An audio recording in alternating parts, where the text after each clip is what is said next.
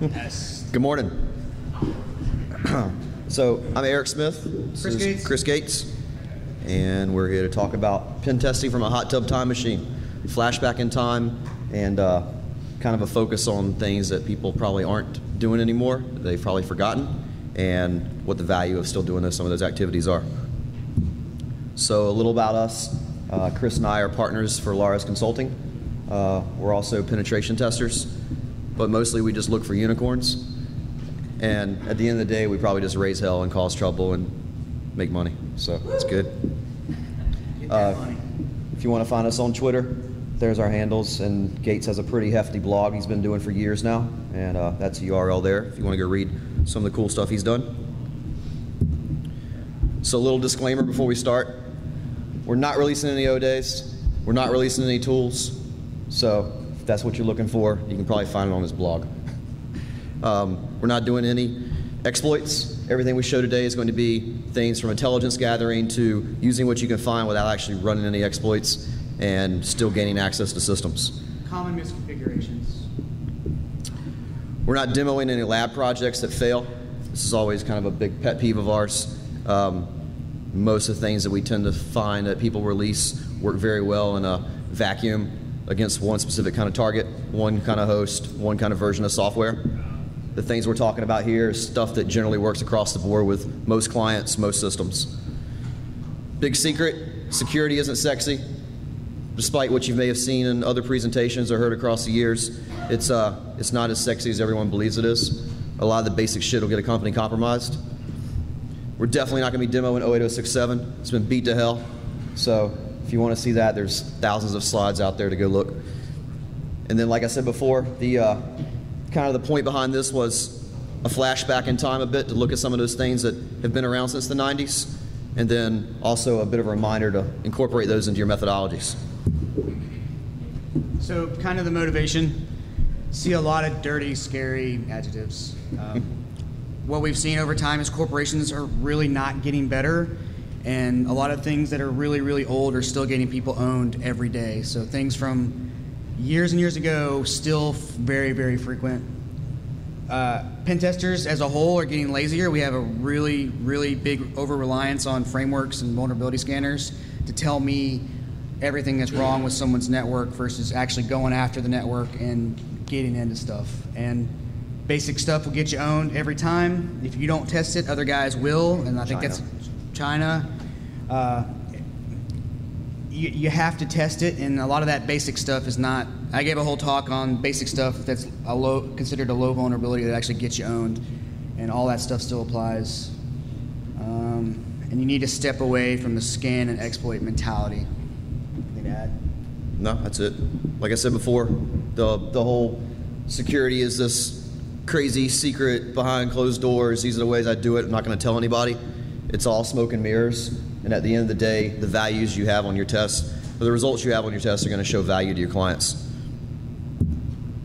So, newsflash, O-Days don't matter, despite what people might say. Why they do matter to us is they keep people on edge. They make them call people for tests. They make them validate things that they're scared about in the wild. In reality, O-Days never seem to work. They work great in the lab, but they fail in the real world. Plus 1 day sometimes do. Yeah, anybody, who's a pen tester in here who does that kind of stuff? Couple? Anybody try the Java exploit that just came out? Did it work? Exactly. So there was an O-Day that didn't work, and I tried it because usually very rarely coincide a fish with an O-Day coming out, and I was like, cool, man, I'm going to get some people. Put that in, not a single show. So, yeah. They're sexy, they're cool, but we never use them. If I had one, I wouldn't waste it on a pen test. Yeah, at the end of the day, if you drop an O-Day on your client, what are you going to do to tell them to fix it? Pray. There's no remediation path until something comes out. So if there are real O-Days out there that work, there's not much you can really do to show your client, hey, we got it in your network, sorry, deal with it. And typically, if there's exploits already out there in frameworks, vendors already have them to write signatures for. So the whole game of, oh my God, I haven't pushed signatures out to my boxes yet, it's nearly, you know. Same thing goes for the IE one. Has anyone tried the IE one? Yeah. Already, I mean, everything's already already tagging that the day after that. Yeah, antivirus is actually working well now. That actually works well for that sort of stuff, in my opinion. So reality check, hackers don't use expensive vulnerability scanners. So why should you rely on those as day one activities?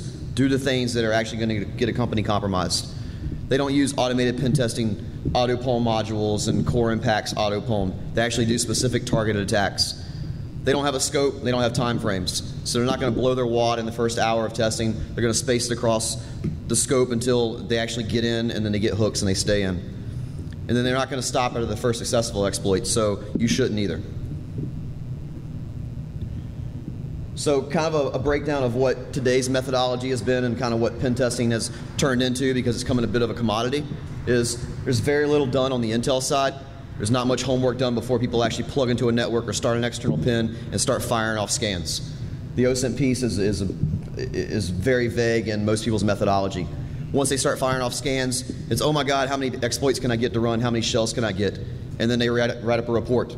So there's no value at the end of it. It's, here's my scanner results, here's my shells, and they call it good. Yeah, very vulnerability driven in the end when you do a test that way. The right way to do it is a lot of homework up front. Do all your intelligence gathering before you even start firing scans, before you start touching a client network. Do a lot of footprinting. Understand what they have, what kind of services they have, what kind of environment they have, what their resources look like, what their personnel looks like. Once you've done all those things, the actual vulnerability analysis piece is pretty short. There's not a lot of time wasted on, let's run a scan and wait 4 hours and see if we got any results and highs and purples and reds. And then when you do get to the point of, I have things to go exploit them, and then start showing value. Start doing things that are going to show impact on a network. Spend much more time in the post-exploit phase. You've got hooks in the environment now. What can you do from there? Can you pivot? Can you start getting to the crown jewels of the company that actually shows where their data lives, what makes them tick, and start showing them what the risk is back to the data, not, oh my God, I have 1,000 highs. I have no idea what's actually important to my company and what's a valuable asset. And then clean up. Hardly anyone does this properly. They have leave behinds, they leave DLLs, they leave text files, they leave traces of what they've done, they haven't scrubbed logs. So there's too much evidence on the IR side of, you got in and here's how you got in. Touch on any of that? Good. Just don't stop when you get a shell. Yeah, major takeaway there. And then also, if people want to go look at details on actually a proper methodology, check out penteststandard.org. It's something that we all started with 400 other people for the last 2 years now. It actually goes through a full methodology of what you should do from pre-sales and scoping with your engagements, talking to your clients, all the way to how to write a proper report. So a lot of good stuff on that site now, especially on the wiki side of the how-to with the tools and steps and things that you should do from a methodology side as well as a procedural side. How many people do intelligence gathering before their pen tests? That's good. That's good. I'm impressed. It's really the easiest way to learn about a target. You know, before you go after somebody, you want to get an idea of simple things like what they do. So instead of just getting a domain name, you want to know, oh, well, cool, company X makes things, makes widgets, makes this and that. All hackers do it. You should too. And then actually doing it drastically increases your chances for success during attacks. And we're going to go into why that's the case. And helps you formulate your attack plan and your attack matrix of the things you're going to want to try based on what's hanging out there. Yeah. So what's the value behind it? Obviously, that information's free. You don't have to go pay somebody for it. Someone else has already done your homework. It's either cached in search engines, it's indexed somewhere because someone else has written things like Shodan, places like that. So if the information's out there, it's dumb to not go use it, get it, and try to apply it to your test. Develop a process and methodology around it. As you do that, you're going to be creating a habit that you're going to start following on every test. So make that some of your first steps when you start your engagement, whether it's an external test, internal test, physical, social, whatever it may be. Do it every time. I guarantee if you do those steps every time, you're going to find the unicorns. You're going to find the golden horseshoes. You're going to find the ways in. You guys usually, how many zone transfers can you find a year? Like, I'd say for me, I get 1 or 2. That's enough that I have to keep doing it every time because they're still there. That open web data is there every now and then. Yep. Got to do it every time. Big thing is put eyes on everything. Don't rely on what the output of the tools are showing you. There's no substitute for opening a browser, checking things, see what's available in the browser, see what's available if you actually netcat to the port. Don't just rely on the output from the tools to think it did it properly. The tools can't give you a logical interpretation of the data that you may see. Yeah, that's probably one of the big ones I got since I started working at Lars is, I'll be honest, I didn't look at everything. I was very vulnerability driven. The scanner said, this is the important shit, this is what I need to look at. And then the methodology that we have here is eyes on everything that's got an open port. Externally, hard to do that internally. Definitely externally, look at everything that's serving, that has a service. And you find a lot of things that are vulnerable to things that the scanner just completely missed. Absolutely. So takeaway is don't rely on your particular OSINT flavor of tool. Use them all. Use your eyes, use your brain. See what's available to you. Don't rely on the scanners. Don't rely on the output of the scanners because half the time they're full of shit. Start on the external. Let's start. So some of the things that we do as every time, run these things first, check the data out of it, use that to drive some of your next steps in your testing, is using tools like Harvester. Awesome tool. How many people actually use Harvester? What kind of value does it have? Amazing, right? You find instant data, IP addresses, portals, email addresses, LinkedIn, things that you may not find with some of the other scanners. FOCA, awesome tool. Who uses that? Cool. Yay. Yeah, that's good to see. FOCA's evolved a lot. If you haven't checked it out in the past 2 years, they've incorporated a lot of new cool techniques. So FOCA is definitely something that should be a day one tool for you. Shodan. Anybody know what Shodan is? Awesome index, awesome database. We found numerous ways in just looking through Shodan. You can use the API for a lot of things too.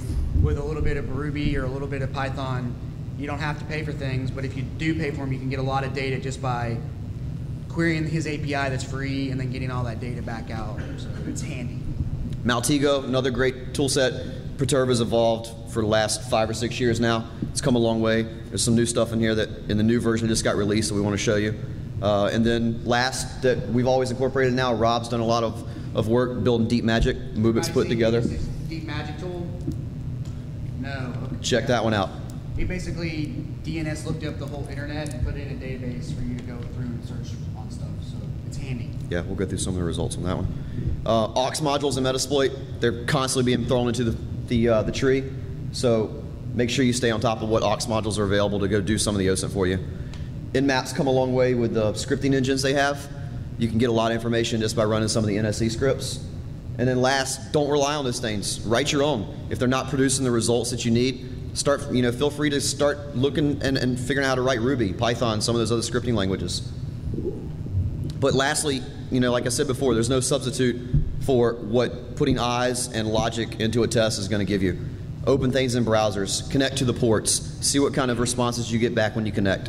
That's going to help you determine if the information you're looking at has any value or relevance to your test. And then lastly, you can figure out what kind of damage that has to your client. The tools don't have any idea of what the risk value is for the data you're getting.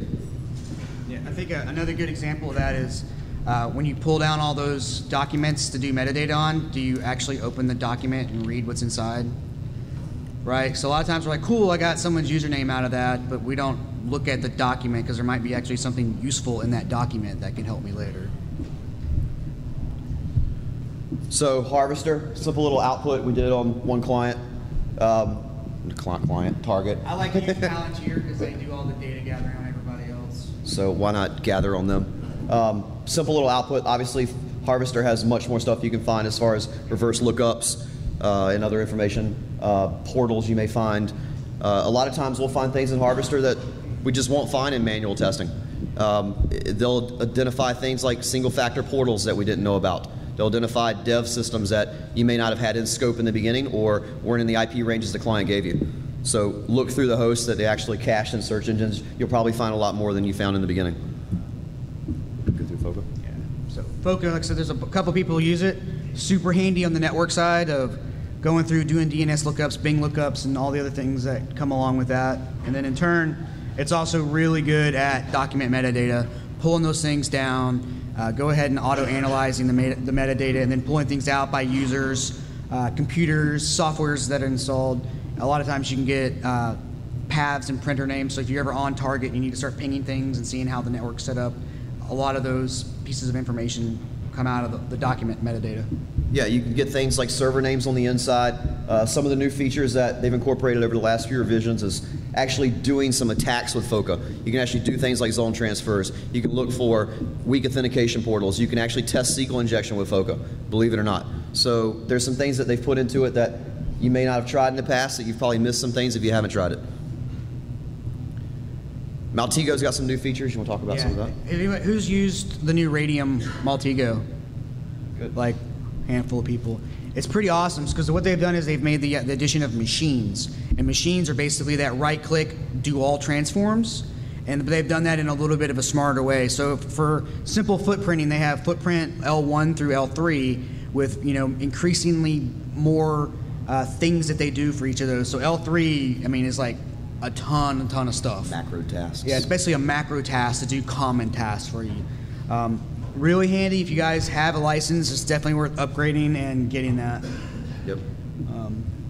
So again, just output. You get emails, you get network level stuff, document metadata, who's connecting to who, all that stuff. And you can find collusion that way as well. You'll see clients that work together with business partners. So you'll start seeing areas that you may be able to get additional OSINT, not just on that particular target. Shodan, this is just a simple little search we did last night. There's some cool stuff you can do, and you'll actually find credentials with Shodan. A lot of times servers will respond back with weak creds and realms and authentication headers for server responses. So use Shodan to your advantage. So and this gets valuable when you use the API, so you can use the API to query the results in Shodan for a particular range, and then if any of that is hanging out, it will percolate out as you run your script on that. So. Here's a little simple output of Deep Magic. Like Chris said, Rob pretty much went through and did a reverse lookup on the entire internet space. So this works out well if you want to find additional IP ranges for clients that they may not even know about. It may be legacy networks that they thought weren't routable anymore on the internet. So you can actually provide results to clients just by doing this, showing, hey, you've got IP space you should probably include in your script, in your scope. Or old stuff you want to go back and look at archive.org or Google Cache for. Some additional external OSINT collection. Yeah, so auxiliary modules, there's a lot of those to do a whole bunch of different tasks. I think everybody knows that. Email enumeration, so there's a couple email harvester scripts, DNS scripts, SMTP scripts. There's a whole bunch of stuff in there to help automate that. And it's being Ruby, you can now script that if you can do bash or do some other things. You can kick off MSSQL and say, okay, for this range, I want you to iterate through all this stuff and check this stuff for me. And you can automate a whole bunch of that stuff with Metasploit. Yeah, the ideas behind it is, the value may not be something extraordinary with one particular script, but use the scripts to your advantage. Free up your time. There's no sense in going and doing some of those manual tasks if the script's going to do them for you. But use that time that you have freed up now because the scripts are doing your legwork to actually put eyes, put logic onto it, interpret if the results are even valuable. A couple of neat examples. This is one that Gates loves to do a lot. The host lookups. We found lots of cool stuff just doing host checks on domains. You'll find things like... What do those guys use for their spam gateway? Yeah. Thank you, very good. And more than likely, you'll be able to determine what kind of AV they have running. Zone transfers, like we said before, they're rare, but when they do work, they're awesome. You get so much data about a client immediately. You start making determinations on where you should attack first. You can prioritize your attack matrices. Probably add all the quad A stuff too. If someone's got quad A records, that starts to get interesting as well. Other things you should put eyes on. Look for things like SVN repos. You can find a lot of good data in those. You may not find source code, you may not find passwords and immediate access to your environment, but you'll find additional usernames you can use. You'll find file names you can possibly go and access directly. We've had a lot of good success looking at things that would be a low in a scanner that would lead to immediate access to an environment. Directory listing, sometimes it's great information, sometimes it's stupid misconfigurations on web servers. We've seen credentials in directory listings. Credentials work out well for us. Internal IP leakage, this one is something that is always a low in scans. No one ever really considers value to it until you start combining that with internal activities. So if I know that your Tomcat server on the outside has an internal IP of 192 whatever, the minute I get inside your environment, I may go hit that Tomcat system, find out what the creds are because I couldn't pop it on the outside, and use that as a new vector to come back in that wasn't identified from the outside. So you can start finding persistent methods and tying those back to details that you found during the outside that were just low-hanging fruit. That's your server subnet as well, right? So Yeah. place to start. Bounce emails. How many people actually still send bounce emails when they're doing pen testing? Good. A lot of good email, or a lot of good information you can find from that. Again, you can tie that back to once you do get access inside, tie that back to systems that are available outside for external access still. And then lastly, like we said before, put eyes on everything. If you put eyes on something, you identify some kind of authentication portal, you go do a little research, figure out maybe it has default passwords. It leads to things like, oh my God, I now have access to your supercomputer. I can start doing all my own password cracking on it because I have access to it externally because you left the admin interface open. That turned out really well on a test for us. Anybody ever actually worked on a cray? Yeah. Again, years ago. They're still out there. Awesome when you get access to them. Now all of a sudden you don't have to go pay for GPU cracking in the cloud. Use the client systems. They like it. Yeah, they love it when you show screenshots of their own systems. So using LinkedIn, so Rob Fuller and I gave a talk yesterday kind of using LinkedIn to do extra OSINT and things. So when the slides come out, you can check that out. The other thing that's awesome that LinkedIn does is it shows you who's a new employee of a company. You guys seen that? You go search a company like, oh, here's all the new hires. So those guys are great. They're excellent targets. They're untrained. They've had generally minimal training. They may still have default credentials on accounts that they haven't had to change yet. They almost always have default credentials. Yep. And they're unfamiliar with people. So if you're doing social engineering attacks, if you're calling them up and saying, hey, I'm Chris from the help desk, they have no idea if there is a Chris from the help desk. Someone that's been there for 10 years is going to know, there's no Chris at the help desk. I know everybody over there. But Yeah, the guy they've had lunch with him. The guy that's been over there a couple months probably won't know that. They'll know the guy that got him started, and after that, probably not. And they may not be familiar with policies and procedures of, hey, someone's going to be calling you and actually helping you configure some new application that was installed on your laptop, or helping you make sure you got access to corporate applications. That's a big one too, that most places would have a policy that the help desk will never call you and ask you to run some shit. That's important to know, but those guys might not know that. If you have a policy that says the help desk will never call and ask for a password, or the help desk will never call and ask you to run something, they may not know that yet. And a lot of times you can find policy and procedure sets when you're doing your OSINT, when you're going and using things like FOCA and Maltego and pulling down documents and looking for metadata. You actually get a lot of policies and procedures they publish publicly. Get through some of these now. Yeah. Anybody use Jigsaw to do harvesting of people? Couple. Man, this thing is awesome. Yeah. They have just scoured the net and put all this data in there, and you can get tons and tons of information. So Pentest Geek made a Ruby script that does it. Basically, you feed it a domain, and then it can output in a CSV in the correct email format that you want. It's pretty handy. So it's on GitHub. It's free. Run it, and then you get basically it parses what's there, and then gives you a couple different email formats. So it gave you first initial, last name, and then first name dot last name. And I think you can tweak it of how you want it to spit out emails. If that's not how the naming convention is. And once you know their email format, it's easy to take output from Jigsaw and start building your target list of potential usernames. Another big target list for what you're going to use for phishing, social engineering. Yeah. All right, so who validates email? Who tries to validate email addresses on every test? Anybody check the mail server to see if it will actually give you an answer on whether that email address is valid or not? Like a couple people. It's supremely useful for only sending emails to valid accounts. We have had clients that said, oh yeah, we saw you sending to all these old addresses that were 3 years old, that those things never go away. They'll come through when you do your OSINT. But if you can check. So I use Central Ops to actually do the first check. You can just put in the email address of the client. Basically, I don't exist. If they're validating emails, you'll get something like bad address, or they'll reject it. And then when it works, you get some level of information. And he actually puts the logs of what happened below, but it wouldn't fit on the screen. So you can actually turn that list into validated and unvalidated. Yeah, and the value behind that is the less noise you're going to make on the outside, the less chances you have of getting caught. So if you're only attacking them over a spread period of time with valid accounts and valid email addresses, chances are you're not going to raise as many flags if you're sending to old email addresses that they're going to start seeing in logs as bounce backs. That'll also help you when you go to do brute forcing. Now I'm not brute forcing against invalid and old accounts. I'm brute forcing against active accounts. So at the end of the day, you've done all these OSINT activities. You started getting this huge pile of data. What's the value of it? You start building your threat matrix. You start building your attack patterns and start assigning some kind of value to those targets. The information you should get out of it is obviously IP ranges and host names. If you've done things like DNS transfers, you're going to get things like server role, server type, possibly what kind of applications tied to those things, possibly what their business partners or who they're linked with. Authentication portals and what kind of authentication types those actual portals use. Email and usernames list, perfect for phishing, brute forcing. Once you get inside, possibly using those to go attack things with weak passwords. Contact information, awesome for social engineering.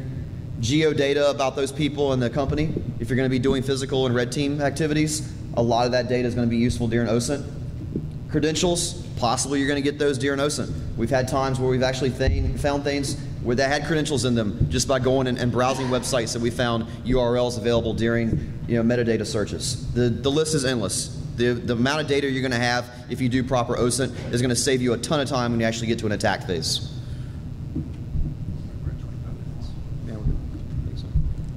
So internal is just as important, and the big thing here is we're making a methodology of going from thousands of hosts into finding those quick things that you want to look for vulnerable stuff. So it's even more important internally to have a methodology for finding all that low-hanging stuff. All the methodology and some of the tools from outside apply.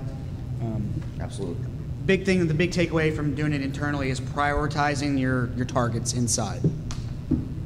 Yeah, and then aside from running the tools and collecting the data, simple things you can do like looking at DHCP leases, great for getting intelligence about an environment. Looking at zone transfers on the inside. How many people actually try zone transfers on the inside? A lot of times it's ignored. It's great information you can find day one about the environment so you don't have to go and wait and enumerate thousands of IPs. Let the DNS server give it to you. That's important too, because when you do like NetView, that's going to give you Windows stuff and not necessarily all the Linux boxes, Solaris boxes, and AIX boxes, but the DNS zone transfer will. Yeah. Packet captures on the inside, great for day one activity. Actually see what's going across the wire. You might get lucky and see creds, so you don't ever have to run scans. You might get access day one just from packet sniffing. ARP, another thing to look at. How many people actually run ARP when they plug into a network? Awesome. So, attack. Whoa. Where's my China slide at? It's supposed to be China. Attack time. Smart brute forcing. This is something that we evolve with every test. And the days of throwing 600 meg dictionary files at things that are going to lock accounts, put that shit to the side. If you find something that has SSH or telnet open, feel free to throw that stuff at it for the whole test. But when you're testing things like OWA and CITRIX and VPN portals, they're going to tie back to LDAP and AD. You're going to get locked accounts if you throw thousands of passwords at it. So be smart about it. Build a generic account list. This is something we've been building for years. Every time you compromise an environment, you have potential usernames that you could use in your next attack. I'm not saying E. Smith and C. Gates, but things like invoices and training and help desk. You're going to develop a nice target list of usernames and possibly passwords that are weak that tie to those usernames. So feel free to start building an account list, not just a password list. All three of those, we got into stuff this month with. Yeah, all three of those are valid attacks. Prevalent. Highly prevalent. But don't just use our stuff. Go build your own, please. No, you can't have it. Spread out your runs. This is something that I think a lot of people don't focus on properly, is don't blow your wad in the first hour of the test. You've got 75, 100 email addresses with potential usernames. Don't go throw 100 passwords with those things. Spread it out over time. Maybe you try 2 or 3 passwords every couple of hours so you don't lock accounts and they actually have time to authenticate again with their mobile device, or they authenticate to an application internally and that counter gets reset. If you start throwing 10 passwords, 15 passwords or something, you're going to lock the accounts. So spread it out. And then a big one for us, and this is something that I want to talk about for a minute, is use smarter passwords. RockUlist and PHP BB and Faith Riders and Elite Hacker and top 100 weak passwords. You may get lucky on those things, but you're going to lock accounts when you get through it. So be smart about the passwords you're going to try. Things like welcome 1, welcome 123, password 1, password 123. Seasons are great. We actually just had a test that Summer whatever worked on. We got that yesterday. Yeah, yesterday actually. Company name, awesome thing to use. If my company is widgets, I'm going to try widgets 1, widgets 12. You're going to find a ton of users that have company name in their passwords. They may teach their users not to do it, but they're going to have them in their passwords. Have you guys seen that when you do password dumps and things? Is that pretty prevalent? Yeah, company aim is a big one. And then credit to Robin. He's written a good script that will actually allow you to baseline the tone and the communication that your company uses and go and parse their entire website and find high counts of common words that company uses. Maybe you'll find product names they have. Maybe you'll find things about the company itself they use in language, and that may trigger another 3 or 4 passwords you might create. And then lastly, use the intelligence that you have from the outside. That's going to give you additional information about the company that you could possibly use during your brute forcing. Bottom line, be smart about it. Yeah, do they make one big product? You may want to try product 1 as well or something. Or they may have a new project name. Project names have been a good ones as well.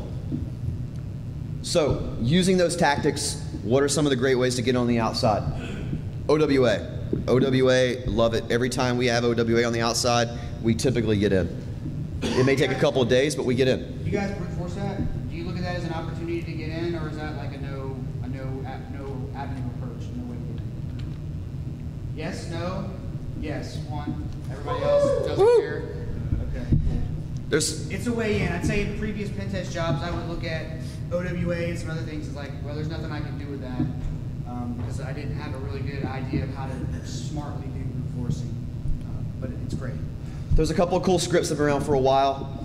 OWA Brute Forcer Python script works sometimes with 2003, hardly works with 2007. It's broken for 2010. WMAT, anybody know what WMAT is? Great for things like squirrel mail, great for things that are one-off mail clients. The pattern files you can create for those, very simple. All you need is some kind of success variable that you're going to get when you try and authenticate to that OWA portal, and if you get things in there as far as like parsing OWA/auth or creating some kind of pattern file you're going to see in a response, you can create a simple text file, use WMAT to fire off attacks against it, and chances are you're going to find it with WMAT. Metasploit has an aux module that was written about a year ago for OWA. Doesn't work a lot of times. I think the big takeaway from those is you really need to put eyes on and make sure to pick in the right tool for the right version of OWA you're going against. Our favorite, Intruder. Intruder works great. You got to be careful with Intruder sometimes. If you don't have the proper request set up, if they have things in front of it like an ISA server or a forefront gateway, there's going to be additional things in there like a set cookie on every request, every new attack, or every new request you send to OWA. So you got to make sure that your actual intruder attack with burp is set up properly. Pro tip on that, if you do authenticate with OWA and you get a successful login, chances are after that you may have a bunch of 450s instead of a 1950 content length, and it's because a cookie didn't get reset during your attack. So you need to tweak burp enough to request a new cookie on every attack. And obviously the thing you're looking for is major content length change. If you see a bunch of 460s, 470s, and all of a sudden you get a 1570 byte response, chances are you got a successful login. Or that 302. Yeah. Talk about that one for a minute. Yeah. So with I think 2007 and below, a lot of times you can just download the address book. So generally you've brute forced, you've gotten in with a couple, you got a handful of accounts that you got. Now you want everybody else. So once you're in OWA, pull down the address book.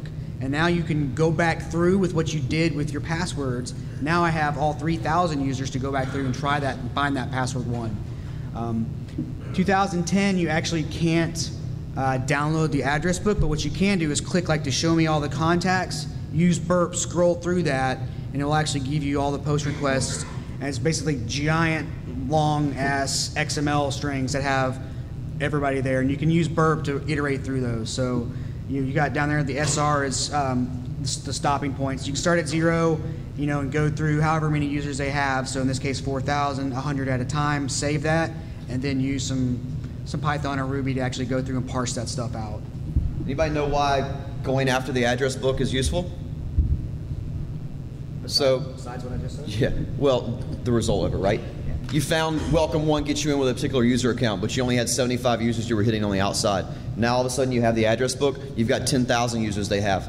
Go back through and try that one password that worked. Chances are you're going to find another 5 or 6 accounts that may be privileged accounts that you didn't have during your initial brute force. A lot of times all those generics will be in there too. Lotus Notes, love it. Who loves Lotus Notes? Awesome. Lotus Notes are great. Whenever we find those, we get a little antsy. If you can get access to the names NSF file, you've got the gold. Names NSF has had a problem for a long time. Notes is yet to address it, even with 8.5 they're up to now, I think. If you get access to notes, you now have access to the names NSF file. Everyone know what has inside names NSF? Password hashes. If you can get one user on notes, you now have everyone's hash for the entire domain or their LDAP database. Then you can take things like John with the jumbo patch and crack against both types of notes hashes you're going to get. There's some other ways to go and do some assessment against notes. Metasploit has some aux modules. Gase has put together a pretty hefty list of files that you can check for to see if they're available without authentication. A lot of times you can get to things like events4 and DOM CFG. If you can get to those, chances are you're going to get server names. You're going to possibly get names NSF. You're going to possibly find usernames that might get you in with weak creds. Nmap's got some scripts for it as well. And then, I'm sorry. Go ahead. No, the big go thing ahead. there is that Metasploit has the download hashes module. Yeah. Works most of the time. Mm-hmm. So once you have valid creds, it will log in and start iterating through and pulling all those hashes out for you.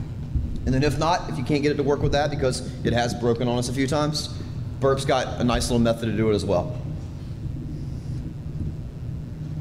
My favorite. Citrix. Citrix on the outside with single factor is probably more important to me than any of the other stuff we've talked about so far. If we can get access to Citrix, we've got access to some kind of published application. No matter what Citrix does with their new revisions and all the way up to the latest versions of Infuse, they still don't have it right. If you can get one published application, typically you can break out of that application and get shell, drop a binary on the box, get access, start pivoting. A lot of times with no authentication, you can start dumping things like server names and usernames if they actually allow you to enumerate published applications. We've seen a couple of tests now where we've enumerated published applications, and included in that is server names and usernames. So always try and enumerate those things on the outside. Burp does a very good job of brute forcing Citrix. One of the things, you want to talk about that? The takeaway from that is when you get a successful account, it does set that cookie. And if you don't stop and clear all that, all of the other ones will say failed, even though you've gotten the right password. So you really have to watch for the content link change on those. Pause the scan, basically clear the cookie and continue on, or else you'll miss a bunch of stuff. And then there's some other tools to assess Citrix on the outside before you even get to the point of brooding. Metasploit's got some aux modules for it. Nmap's got 4 or 5 now to do enumeration against Citrix. There was a great talk given at DEF CON 10 that released a lot of these methods. Still possible to use it. You can still enumerate applications. You can build custom ICA files with a script. Every time it tries to find an application, it'll create the ICA file for you. Ivan, I forgot Ivan's last name. He did that talk. Check out that talk. It's a good talk. And then lastly, use Citrix's software. Citrix's software, the CAG software, will actually allow you to trap an ICA connection, grab the file, modify it, try and break out of other applications. So, once we get access to Citrix, first thing we're going to do is check out the published applications. A lot of the old stuff still works, regardless of the version they're on. You can still break out, you can force browse the system root, you can use the help file search and get access to things. You can even use a new little, or a trick that we've been using for a while now is browse to a directory that has a DLL file. Try and open it with Internet Explorer.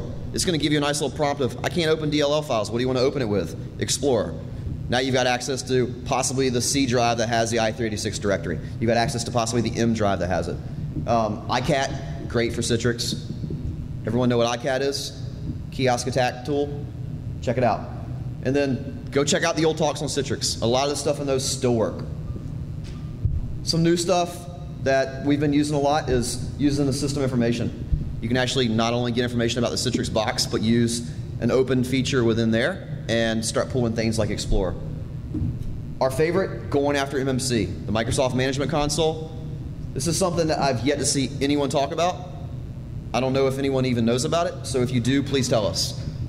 Using MMC, you can go through and manage the environment with any Citrix user. You can dump the entire AD forest, see all the groups inside. Once you've seen that, you can start going through those groups and looking for areas that you can actually right-click on it and manage and add a user. I'd say 40% of the time we get access to Citrix boxes, this works. Try this. How many people actually know about that? Anyone ever tried it? Awesome. That's actually cool to see. Yep, so if you can manage a box, you can add a user, add the user to local admin's account. Now you can RDP to that box, drop a bin, exploit it, dump the hashes. Now you've got the local admin hash. So incorporate that into your Citrix hacking. Little access demonstration, MMC access, add the snap in. Oh my God, I can right click and manage boxes, and I can add a user. Good for that. Yeah, so we talked about smart brute forcing. Basically, if they're not multi-factor, you should, thank you, you should definitely take a look at throwing passwords at that smartly. Yep. And a lot of times, when you actually guess those, so if you got the Juniper, you got the Cisco SSL VPN, that puts you on the net, and then so if these guys have NAC or all these other crazy requirements, you've bypassed all that stuff. Has anybody seen that? You VPN in, you're on the network with everybody else. Very rarely are you in a VPN subnet and only have access to like the 2 servers that you really need when you VPN in. You're on the net with everybody else, bypassing any NAC controls, bypassing any host-based controls that they have in place. Use external access on an internal pen test. Works well. You've got creds on the inside, but you're locked down to a certain subnet. Use external access with VPN to come in and do more attacks. Some other cool stuff on the outside, we'll go through them quickly. Uploads, WebDAV is awesome. Great ways to put things on boxes. Method abuses, can you actually put files up there, possibly delete them? Remote and local file inclusion, it goes on forever.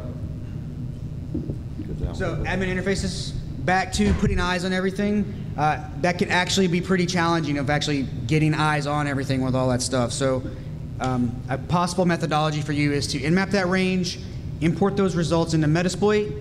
Using DB searches, you can pull out the open ports, use some Ruby to make them an HTML file, and then use the Linky plugin Firefox to actually open all those so you can easily look at those things. So it looks like that. Services, import, dump out everything that's open. Use some Ruby to actually make an HTML file that basically says, hey, if I'm 443 or 8443, I need HTTPS. If it's 80, I need HTTP, else give me one of each. For everything, for every open port that you found, use Linky, and it basically gives you a big list of stuff, and then you can open all tabs and then start going through and getting eyes on everything. Juniper authentication bypass, or 2-factor bypass. Anyone seen this? People actually test Juniper? Questions on their Junipers or Cisco's? Well, Junipers really. Yeah. So Juniper has a nice little feature. Not only do they allow username and password, but they'll then prompt you for a second page of enter your secret question answer. Great thing about that, does that look like it's going to stop you? Possibly. What it doesn't do is, as you can see in the URL, it's URL default. You can actually enumerate the default value from 1 to, forgot what it stops at. Yeah. And you may find one that actually changes your authentication page. URL 4 on this one. So enumerate through those. You may find that there's some backdoor interface for them to remotely manage the VPN device and not have to enter a second set of credentials. These are great for doing bypass on the secret questions. Yeah, SharePoint's awesome. You can, so outside you can do misconfigure, can give you user accounts. If you can guess a username and password, you can do that. Also files. Then internally, once you have, everyone's keys to the kingdom are always hanging out in SharePoint. And talk to Chris Nickerson if you want all the dirt on that. We've always find awesome stuff in SharePoint. So you can fuzz things. That list is basically have the SharePoint Diggity tools, search lists. Open access gives you access to free stuff a lot of times. User enumeration. Once you have creds, you can actually do a couple SOAP calls to enumerate all the users out of the Active Directory domain. So we've done all these things, we've got access. Oh my God, you're on the inside. Or maybe you're on the internal pen test piece now. So what do you do next? Enumeration. First step you should always do. But do things like ipconfig. Great enumeration tool. You get a lot of information from ipconfig. Much more than you probably thought you had. You get domain controller names, you get domain names, you can start doing lookups against those, you can start enumerating against the domain controllers. You're going to get IP ranges for server subnets. Net commands still work. Awesome for getting information about the domain and possibly about users. If that's not working, do things like dsquery, dsgit. People know what dsquery, dsgit is? Awesome, check it out. Internal zone transfers. Great way to get more information about your environment. New school domain enumeration. Yeah, check out Rob's NetView. He dropped it yesterday. It's public now, right? It's awesome. It does all that and more. Saves you a lot of time. Yeah, since we're running short on time, I won't go into it. So like I said before, you're going to get a lot of things about the enumeration of your domain. There's a couple of examples here. We'll put the slides up after. Great way to use DS Query to actually go and do things like, I want to find all my Windows 2000 servers. Shows you all the servers by service pack, so you can look for vulnerable stuff. User enumeration, again, go get a list of usernames. You're probably going to find weak passwords of those users. You're probably going to find what groups they belong to, who's privileged, who's not. Good modules for it in Metasploit. Kane, awesome tool to still use. Who still uses Kane? Beautiful. Awesome. I want to see that. User comment field. Everyone review those? A lot of times you'll find things like, here's all my passwords. They don't realize comment fields are accessible. Access. Immediate. Open NFS shares. Great way for intel hunting. Great way to find credentials, usernames, backup files. That's one of those ones you need to look at what's in it. It may be nothing, or it may be the recorded phone calls for the call center. Same thing for SMB shares. A scanner's not going to tell you what's in there and what's valuable. Put eyes on it. Go review those open shares. There's a lot of modules and tools out there. Things like enum still works. Use it. Loose permissions on file servers give you the ability to search for things like password or web.config. Find things that can get you access, get you credentials. Who's seen world readable on NAS devices for home directories? One person. You should check that, because a lot of them are readable by everybody. So everyone's home directories of all their backups and my documents are readable. It's awesome. Great ways to move files around in your environment. Maybe you're locked on a device and you can't get binaries on there. Some cool ways to move it around. Clipboard and buffers work well. Remote desktop drive mappings, network map drives, or even external drop sites for WebDAV, even using bits. Great way to move things around on the inside. SQL enumeration always should be something you do off the bat. Find what SQL servers you have. Chances are you're going to find one of those that have weak SA creds. But be smart about it. Check for things like password, SA, or blank. Don't go run the Rocky list against it and lock the SA account. Simple little output from one of the aux modules in Metasploit to give you what port it's running on, possibly the database instant name you can use for potential passwords. That's the important takeaway is the TCP port. It's not always working 33. Yep. Oracle. Yeah, so I did a whole bunch of talks on Oracle. If you got Oracle on Windows, it can generally yield you shell if they've got default creds. It can be difficult to get that to play nice with Metasploit, and ISQL Plus doesn't really honor routes. So internal pen test, not a big deal, but outside to inside can be kind of hairy. Quick elevation, check out GPP. Who's seen that and used that? You should check that out. If they're setting passwords via group policy, you can pull that out because they're a text. Now you've got local admin password for servers. Yeah, it's usually local admin for workstations and local admins for servers. Then you're going to find things like password reuse. You're going to start owning more boxes. So check out the GPP post module. You may find things like users are part of the domain local admins group on a box. You may find usernames that are similar to DA accounts, and you got password reuse there. So a little recap on the inside. Resist the urge to fire off the scans immediately. You may get blocked, you may get stopped, you may get caught. Use the intel, use the OSINT. Look for things like zone transfers, look at your leases, do things like NS lookups on your domain, use DS query, enumerate what you can, get intel. Check out the common fields, do enumeration on SQL servers. You can use Kane and DS query to find terminal servers, great way to go find tokens. NFS shares, SVN, CVS repositories, SharePoint, great way to go look for things like password. CITRIX access, we showed that already, great way to elevate in your environment.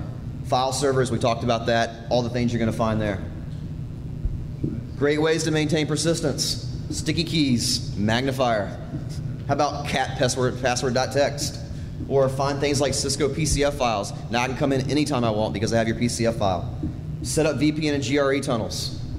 How about all user startup? Great way to maintain persistence. And then password one. So, quick question and then we'll let you guys go. Are you guys confident that all this stuff's been addressed in your environment? Has your last pen test actually found things like that? None of that stuff is patch related.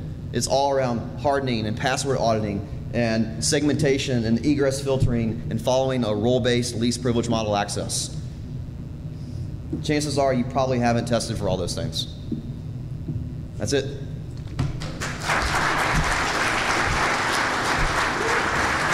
Just some time. I don't know if there's time for questions. We'll We'll hang out. We're going to be in the next talk if you guys want to ask any questions.